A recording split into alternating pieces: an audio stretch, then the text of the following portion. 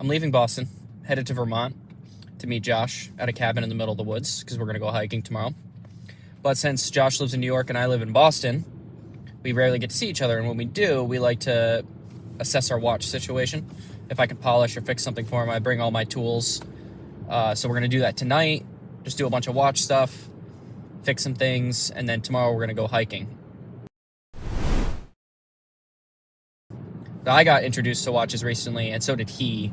And he kind of went crazy on a buying spree. So he bought tons of watches, probably like $10,000 worth of watches in like 2 or 3 months. Some stuff. He's got another watch from his grandfather that he needs to get polished up. So yeah, I'm excited. 2 dudes chilling in a cabin. Because, yeah, we got nothing better to do. It's the weekend. I packed a bunch of winter gear to go hiking in.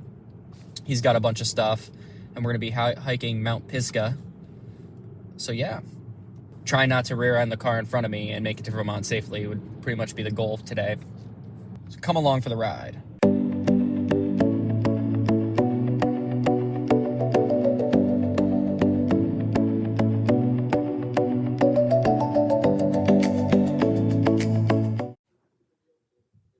And finally we arrived to the Airbnb. Have a nice room downstairs, a nice room upstairs. Just getting settled in, and then we're going to unpack all the tools. Here we have my box of tools with a shotgun for scale. Everything's unpacked. Got miscellaneous tools, screwdrivers, crystal press, microscope, hand press, all my polishing tools, bracelet kit, various tiny parts in the buffer that I need. So yeah, everything's ready to go. This is Josh's 2001 Oyster date. He picked it up from a dealer in New York City, and he got probably one of the best deals I've seen on a Rolex in a long time. This is like a $5,500 to $6,000 retail watch that he picked up for $3,600. And normally for that price, you would think it's probably pretty worn, but this is the cleanest Rolex that I've seen someone pick up for that price. It was perfectly polished when we picked it up. No scratches, no marks, nothing. And he wanted to see the movement. We know it's real, but he just wanted to check out the movement anyway. So it's supposed to have a 3135 movement, which we can see here.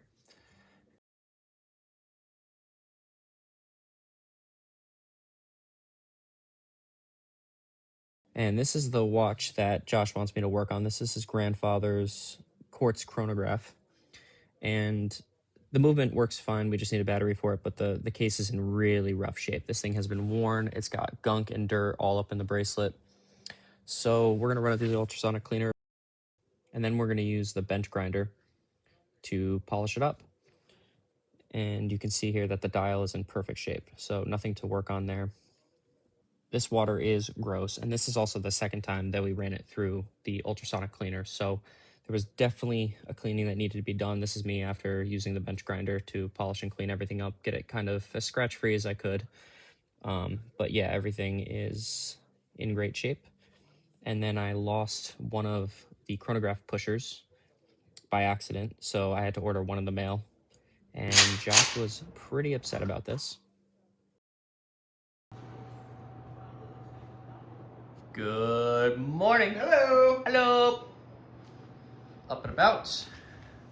Ready to go for a hike. After breaking Josh's watch last night.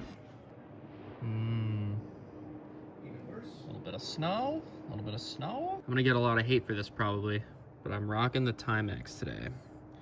It's the Expedition North. Ooh. It is a quartz watch, tide temp, compass function. This is my outdoors hiking watch. I can beat on this thing all day. It is a hunk of metal, sapphire crystal. Don't mind beating this thing up. I've had it for about 4 years, and this thing is still in pristine condition, and I've hiked many mountains and been outside in rain, sleet, hail. I've gotten it covered in mud. Timex doesn't do a lot of stuff right, but they definitely did the Expedition North right. Here we are at the very start of the trail, and it is perfect hiking conditions. There's barely any wind, and it's snowing only lightly.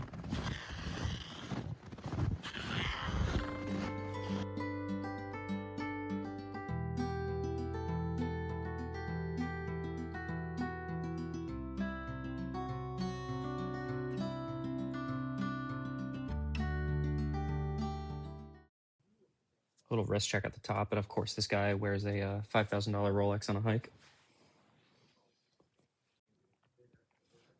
Back at the apartment, and I wanted to show you guys a movement that I'm working on right now, and Josh is looking at a map for no particular reason.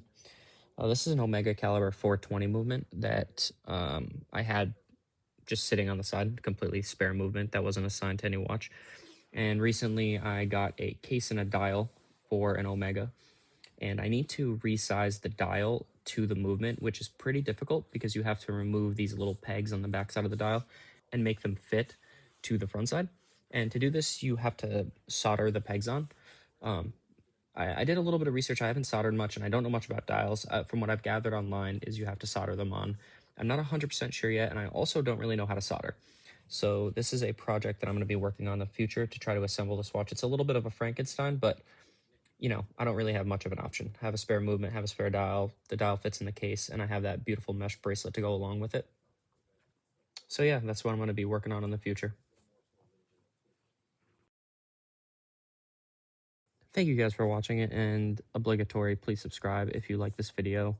Like, comment, share, do all those things. It really helps out. Thank you so much.